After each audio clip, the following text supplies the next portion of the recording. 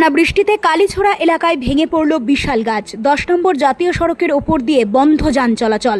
আবহাওয়া দপ্তর আগেই জানিয়েছিল, বিশেষ করে উত্তরবঙ্গের পার্বত্য এলাকায় ভারী থেকে অতি ভারী বৃষ্টির সম্ভাবনা রয়েছে। সেই পূর্বাভাস অনুযায়ী উত্তরবঙ্গের প্রতিটি জেলায় শুরু হয়েছে বৃষ্টি। তার সঙ্গে সিকিমেও শুরু হয়েছে একটানা বৃষ্টি। রবিবার একটানা বৃষ্টির কারণে কালীছড়া এলাকায় রাস্তার ওপরে ভেঙে পড়ল বিশাল একটি গাছ, যার কারণে বন্ধ হয়ে যায় 10 নম্বর জাতীয় সড়কের ওপর দিয়ে যান চলাচল। এই ঘটনায় ব্যাপক সমস্যায় পড়তে হয় পর্যটক থেকে শুরু করে সাধারণ মানুষদের।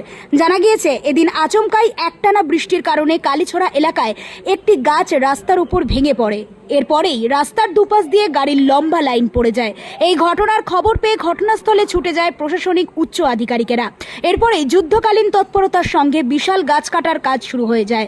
প্রশাসনিক সূত্রের খবর, ইতিমধ্যেই গাছ কেটে যান চলাচল স্বাভাবিক করার চেষ্টা করা হচ্ছে। এর পাশাপাশি গোটা পরিস্থিতির ওপর নজর রাখা হচ্ছে।